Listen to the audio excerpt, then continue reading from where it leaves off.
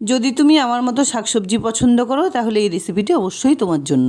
কুমড়ো শাকের এই রেসিপিটি একবার এইভাবে বানালে বারবার বানাতে ইচ্ছে করবে। আর আমার মনে হয় যারা শাকসবজি পছন্দ করে না তারাও বারবার চেয়ে খাবে। আমার পছন্দের এই রান্নাটা করার জন্য এখানে আমি কয়েকটা কচি কুমড়োর ডগা নিয়েছি, সঙ্গে নিয়েছি 15-16টা কাঁঠাল বীজ, আর এরই সঙ্গে 4টে ছোটো সাইজের আলু নিয়েছি। এখানে দেখো কুমড়ো শাকগুলো এভাবে কেটে খুব ভালোভাবে ধুয়ে নিয়েছি। আর এখানে দুটো প্লেটে কাঁঠাল বীজগুলোকে দুফালা করে আর আলুগুলোকে ঠিক এভাবে পাতলা করে কেটে নিয়েছি। মিক্সার গ্রাইন্ডারে 1 টেবিল চামচ করে পোস্ত, সাদা তিল, 4টে কাঁচা লঙ্কা দিয়ে একটুখানি জল মিশিয়ে খুব সুন্দর একটা মিহি পেস্ট বানিয়ে নেব।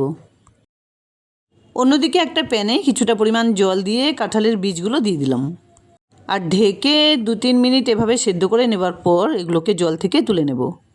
এর ফলে কাঁঠাল বীজগুলো একটু নরমও হবে আর একটু খোসাও ছাড়িয়ে নেওয়া যাবে। অন্যদিকে কড়াইতে পরিমাণ মতো সর্ষের তেল দিয়ে ফোড়নে দিয়ে দিলাম 1/2 চা চামচ কালো জিরে। এর মধ্যেই কেটে রাখা আলুগুলো দিয়ে 1-1.5 মিনিট এভাবে নাড়াচাড়া করে সেদ্ধ করে রাখা কাঁঠালের বীজগুলো দিয়ে দিলাম। আর এর সঙ্গেই দিয়ে দিলাম পরিমাণ মতো নুন, 1/2 চা চামচ হলুদ গুঁড়ো।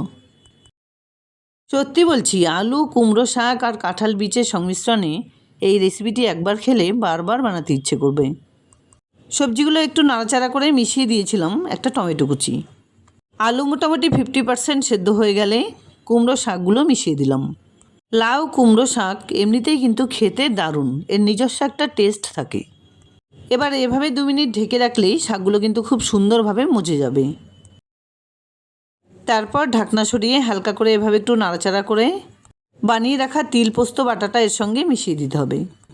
সম্পূর্ণ মশলাটা ঢেলে দেওয়ার পর এই জারে একটুখানি জল নিয়ে সেটাও এর মধ্যে ঢেলে দিলাম।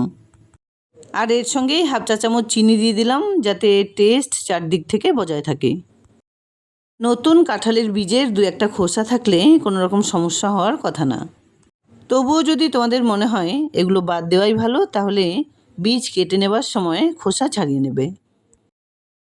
2-3 বার ঢেকে খুলে রান্না করে নেবার পর রান্নাটা কিন্তু মোটামুটি হয়ে গেছে। নামানোর আগে কিছুটা পরিমাণ কাঁচা সর্ষের তেল আমি এভাবে ছড়িয়ে দিলাম যাতে এর টেস্ট বা ঝাঁঝ খুব ভালো হয়। যাই হোক, রান্নাটা কিন্তু একদম রেডি। এবার এটাকে নামিয়ে নিচ্ছি।